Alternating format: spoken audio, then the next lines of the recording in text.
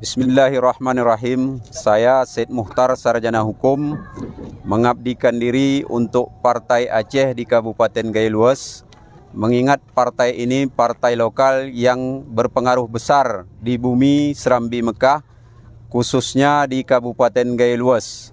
Kenapa saya keluar dari Partai Golkar yang selama ini sebagai sekretaris Partai Golkar? Saya sudah beberapa bulan yang lewat mundur diri dari Partai Golkar karena saya menganggap Partai Golkar tidak menyerap aspirasi konstituen di lapangan, tetapi lebih berkepentingan kepada pribadi dan golongan.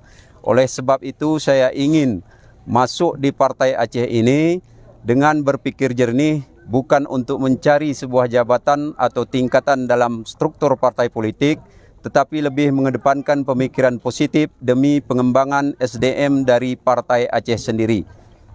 Demikian penyampaian yang saya sampaikan di hadapan kawan-kawan dan rekan-rekan. Hari ini saya bergabung di Partai Aceh. Billahi taufiq wal hidayah. Assalamualaikum warahmatullahi wabarakatuh. Waalaikumsalam warahmatullahi wabarakatuh. Merdeka.